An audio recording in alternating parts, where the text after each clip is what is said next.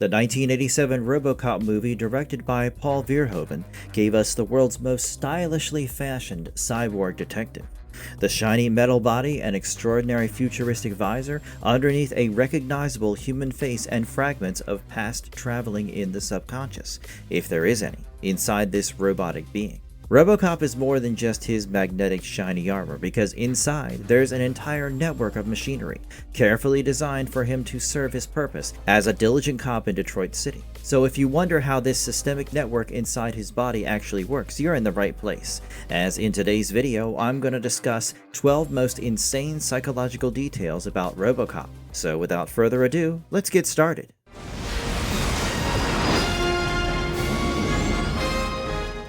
What's really left of Alex Murphy?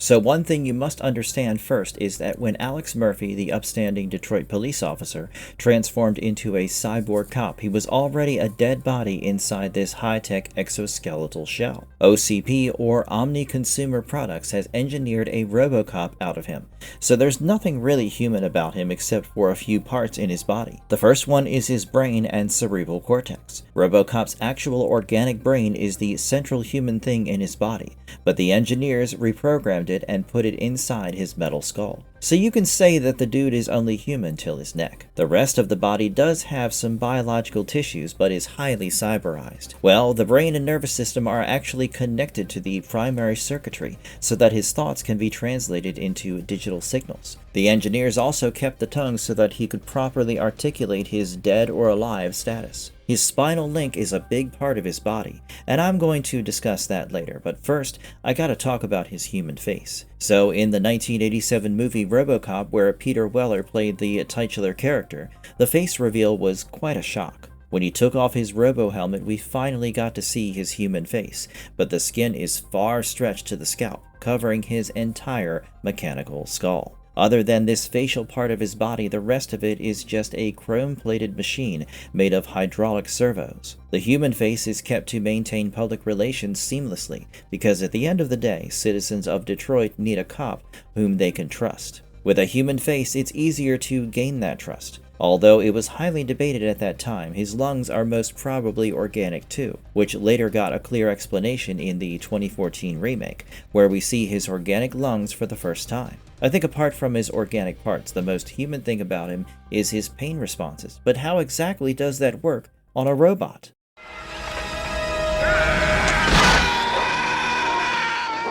Why RoboCop might still feel pain. RoboCop's pain sensation has a very clever, sinister corporate motivation behind it, because OCP's main objective with RoboCop was to make an asset for their corporation who can mindlessly comply with them and carry out each and every task they're asked to perform. But to achieve that, aren't they supposed to make a robot that is numb and devoid of any sensation? Well, that's the trickiest part. So pain basically gives you a warning that your body is threatened. And without having pain, one would never realize the presence of a disorder. The exact same philosophy works for RoboCop, because if he doesn't understand pain, he can mindlessly rip his own arms off or wouldn't even realize getting crushed by his enemies. The pain sensors in his body keep him alert, and that's why in RoboCop 2, we see his internal pain sensors and biometric diagnostic readouts displayed on the computer system. Also, the most sinister motive can be mind manipulation through pain, because if a robot can feel pain, it can be under control.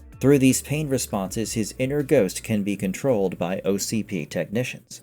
The cybernetic spine linking brain and body. Alright, the most crucial but most complicated part of RoboCop is his neural link, or spinal link, or whatever you'd like to call it. So when Murphy was already dead after the gang ambush and OCP engineers collected his body for the ultimate recycling, all they needed was a biotechnical translator. Otherwise, it's impossible to completely restore a human life by relying only on mechanics. They needed some part of his organic body, and that's why the spinal link was created, which connects his mechanical parts with his actual organic nerve tissues and brain. The scientists used those preserved tissues and their neural pathways, connecting them with synthetic probes to build a conduit, which mainly operates his whole brain-to-chassis movement. So when Murphy thinks about moving his hand, his organic parts of the brain send a signal to the spinal fragments, where the signals are transformed into bioelectrical signals. Now, these bioelectrical signals reach the synthetic probes of the conduit and transfer digital data all over his body. I mean the titanium chassis, and that's how he finally moves his hand. So it's basically how a human brain-to-body connection process works, but I think for RoboCop it's far quicker. In the 2014 remake, we first saw this brain-to-chassis movement being explored properly. We see his spinal link actually operating his mind, because when it's activated, his robotic body gets charged up and ready to work. But when the spinal link is off, his mind can drift into a limbo state where he can recall his past, his family, and everything. So yeah, the spinal link can be a reason for his human vulnerabilities as much as it's a strength for him. Does he still have organs and blood? It's tricky to say if Murphy still has his human organs intact, because nothing inside his robotic body is regular human parts anymore. But if you look closely at the entire process of how RoboCop functions, you see that even after his resurrection as a robot, his life depends on food, calories, and a normal bloodstream. He cannot survive on electrical currents alone. We've seen OCP engineer his rudimentary paste, which is like baby food mixed with all the necessary nutrients in it, like protein, fat, carbs, and other minerals. But how does a robot digest this food? His machinery can't extract the calories out of carbohydrates, so engineers pre-process it already before he consumes it, and then the necessary elements from the paste go to all parts of his body, providing nutrition to his brain, spine, and human face, giving him energy. Also, as I said before, his lungs are almost intact because his brain needs oxygen, the most vital ingredient for his sustainability. In the 1987 RoboCop movie, whenever Murphy takes a pause, we hear his deep, rhythmic breathing sounds coming from within his body, which is, I think, enough evidence to say that his lungs are purely organic, maybe enhanced by cyberization, but they still maintain their core organic work, which is to provide oxygen in his bloodstream. Also, speaking of blood, the movie hasn't shown us Murphy's face bleeding real blood after injuries.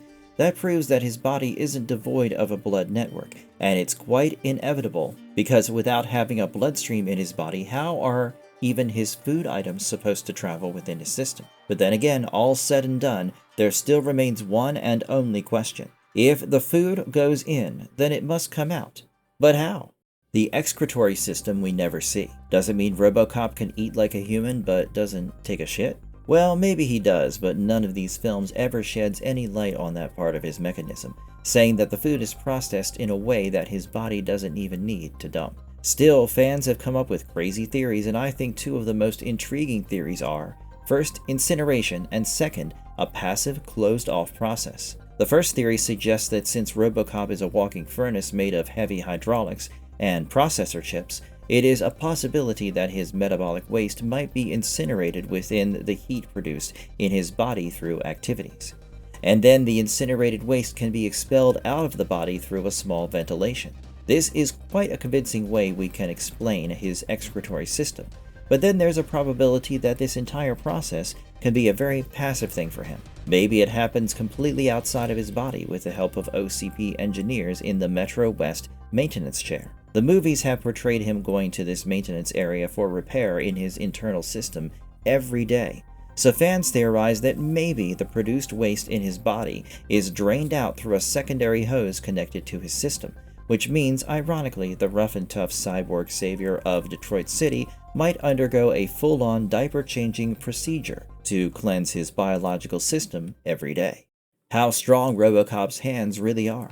Even though I talk about his organic brain, spinal links, and all the necessary functions of his body, his hands remain the single most important and dangerous part of his body. These are the hands of horror. You'll understand if you've watched the original 1987 movie at least once in your life. So basically, his hands are made of these grip actuators, which can create a pressure of 400 pounds.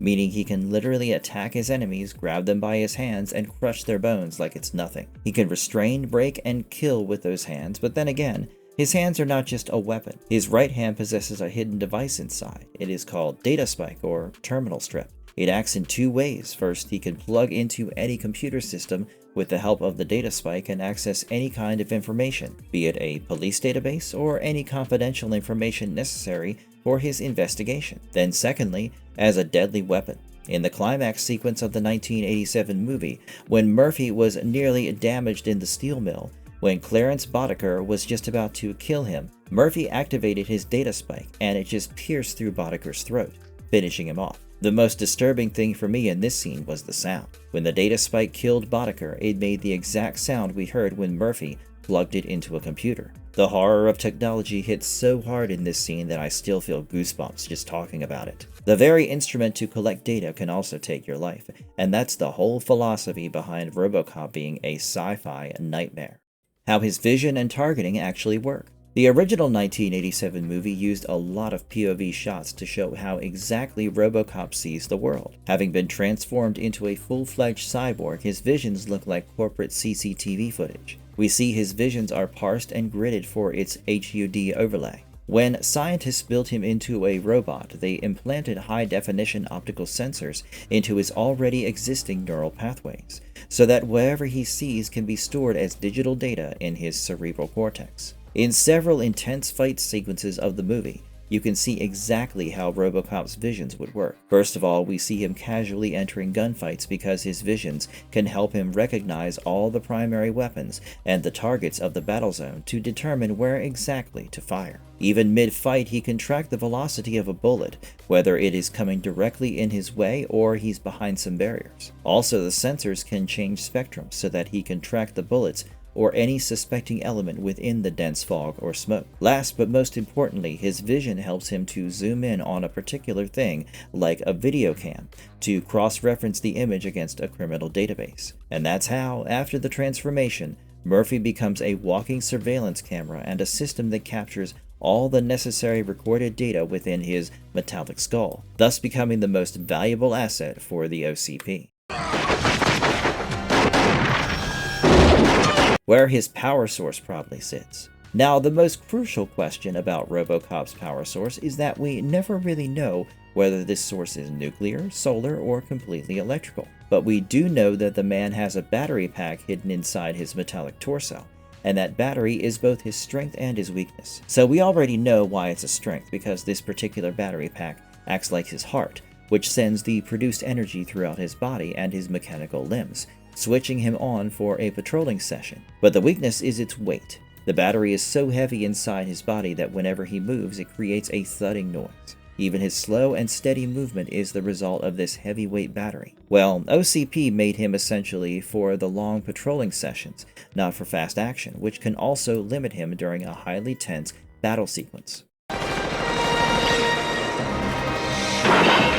Why he moves like a tank, not a sprinter. The heaviness of his armor and all the high-tech installations inside his body make him move real slow, almost like a tank. So you cannot really expect him to walk like a sprinter in the movie. First of all, we gotta understand that his humanness has long gone. His body doesn't function like a human muscular body would move. His limbs are all titanium plated, adorned with mechanical gears. His feet, flat-soled, and spine, mechanized, are designed to give his posture a rigidity. So if he ever tries to run fast, it would only bring calamity to his body. The reason is the repeated shockwaves created within his system from the fast motion. These kinds of shockwaves can produce a tremendous amount of heat, which even his high-tech mechanical heat dissipators wouldn't be able to absorb, and this would inevitably lead to the system collapsing. Even his biological brain, which is inside the metallic skull, can be cooked by that heat within his body. OCP avoided these risks by adding speed to his mechanism, which I think keeps RoboCop pretty grounded and realistic even for a science fiction. Don't you remember me? How much of him can still be emotionally human? The emotional part of a human comes from the brain parts, which are still inside Murphy's metallic body. After the injury, he was reborn as a robot, and the scientists did wipe his existing memory, but not all of it was completely wiped from his core organic brain cell. The human brain is so intricate that it's tough to do a total reset of its functions. One can never know which part of it can still possess the fragmented memories of the past. Murphy's hippocampus and amygdala were partially intact, keeping the memories of his wife and son suppressed, but the fragments do come back again and again to haunt Murphy's consciousness. Even the moral codes of RoboCop directly come from the actual human Murphy's personality, so a newly digitalized brain is not a total replacement, rather a result of some complicated adjustments to suppress his original self. The face that's more mask than flesh. The face that we see in the 1987 RoboCop movie for the first time wasn't exactly the original biological face of Officer Murphy, according to RoboCop lore. What we saw in the movie hints that Murphy's face was brutally damaged after the incident, so restoring the same original face was quite impossible. RoboCop needed a face for it to become an idol for the people of this city, and that's why OCP decided to create a synthetic mask made of flesh, which wasn't entirely recovered from Murphy's dead body. The face lacks human flexibility, a jaw, or cheekbones, which don't even let him smile or frown, barring him from all the expressions of human emotions. In RoboCop 2, when Murphy said to his wife that they made this face to honor the original Officer Murphy, it was clear that the face he has now on his robotic body isn't exactly how it was when he was a human. How vulnerable his brain still is. His biological brain is made of all the soft brain tissues, just like a regular human brain. Well, it does have some machinery implants, but that puts him in an even more dangerous position. I think I told you guys that he's a walking furnace, and that logic applies here too. His brain can be in an extremely difficult position if he once starts moving fast or does high kinetic movements that were not supposed to be his thing. His soft brain tissues can get boiled at any time from the massive heat, and it can lead to a system failure. Also remember that if his brain gets damaged, it cannot be remade or duplicated. The BioBrain is the only thing that keeps Murphy alive, connecting him to his past. So if it gets destroyed, scientists wouldn't be able to find a new biological brain of an Officer Murphy. And that's why the brain is an extremely protected part of the body, encased by metal and covered by a robo-helmet.